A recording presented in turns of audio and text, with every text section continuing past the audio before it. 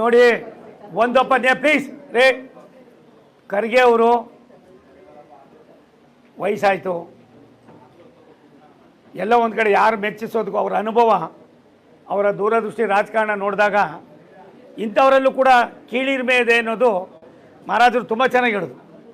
ಇಂಥ ದೊಡ್ಡ ವ್ಯಕ್ತಿಗಳಲ್ಲೂ ಕೂಡ ಕೀಳಿರಿಮೆ ಅನ್ನೋದಕ್ಕಿಂತ ಹೆಚ್ಚಾಗಿ ಒಬ್ಬ ರಾಷ್ಟ್ರದ ಪ್ರಧಾನಮಂತ್ರಿಗಳನ್ನು ನೀವು ತೆಗೆದುಕೊಂಡಂಥ ಭಾಷೆ ಇದೆಯಲ್ಲ, ನೀವು ಎಷ್ಟು ಮಟ್ಟಿಗೆ ದೊಡ್ಡ ಮನಸ್ಸು ಅಂತ ಆ ಭಾಷೆನೇ ನಿಮಗೆ 1, 2, 3 ಮಾರ್ಕ್ಸ್ ಎಷ್ಟು ಕೊಡಬೇಕು ಕೊಟ್ಟೋಗಿದೆ.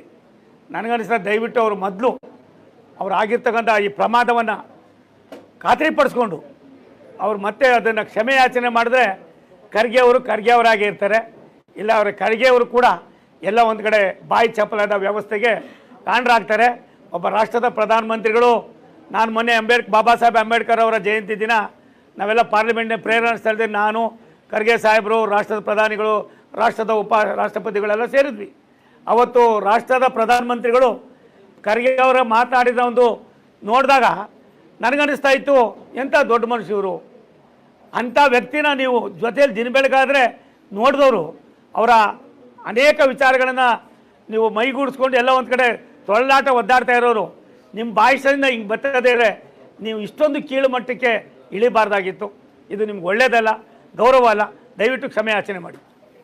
ನೋಡಿ ಒಂದಪ್ಪ ಪ್ಲೀಸ್ ರೇ ಖರ್ಗೆ ಅವರು ವಯಸ್ಸಾಯಿತು, ಎಲ್ಲ ಒಂದು ಕಡೆ ಯಾರು ಮೆಚ್ಚಿಸೋದಕ್ಕೂ ಅವರ ಅನುಭವ, ಅವರ ದೂರದೃಷ್ಟಿ ರಾಜಕಾರಣ ನೋಡಿದಾಗ ಇಂಥವರಲ್ಲೂ ಕೂಡ ಕೀಳಿರಿಮೆ ಇದೆ ಅನ್ನೋದು ಮಹಾರಾಜರು ತುಂಬ ಚೆನ್ನಾಗಿ ಹೇಳಿದ್ರು. ಇಂಥ ದೊಡ್ಡ ವ್ಯಕ್ತಿಗಳಲ್ಲೂ ಕೂಡ ಕೀಳಿರಿಮೆ ಅನ್ನೋದಕ್ಕಿಂತ ಹೆಚ್ಚಾಗಿ ಒಬ್ಬ ರಾಷ್ಟ್ರದ ಪ್ರಧಾನಮಂತ್ರಿಗಳನ್ನು ನೀವು ತೆಗೆದುಕೊಂಡಂಥ ಭಾಷೆ ಇದೆಯಲ್ಲ, ನೀವು ಎಷ್ಟು ಮಟ್ಟಿಗೆ ದೊಡ್ಡ ಮನಸ್ಸು ಅಂತ ಆ ಭಾಷೆನೇ ನಿಮಗೆ 1, 2, 3 ಮಾರ್ಕ್ಸ್ ಎಷ್ಟು ಕೊಡಬೇಕು ಕೊಟ್ಟೋಗಿದೆ. ನನಗನ್ನಿಸ್ತಾ ದಯವಿಟ್ಟು ಅವರು ಮೊದಲು ಅವ್ರು ಆಗಿರ್ತಕ್ಕಂಥ ಈ ಪ್ರಮಾದವನ್ನು ಖಾತ್ರಿಪಡಿಸ್ಕೊಂಡು ಅವ್ರು ಮತ್ತೆ ಅದನ್ನು ಕ್ಷಮೆ ಯಾಚನೆ ಮಾಡಿದ್ರೆ ಖರ್ಗೆ ಅವರಾಗೇ ಇರ್ತಾರೆ. ಇಲ್ಲ ಅವರ ಖರ್ಗೆ ಅವರು ಕೂಡ ಎಲ್ಲ ಒಂದು ಕಡೆ ಬಾಯಿ ಚಪ್ಪಲಾದ ವ್ಯವಸ್ಥೆಗೆ ಕಾರಣರಾಗ್ತಾರೆ.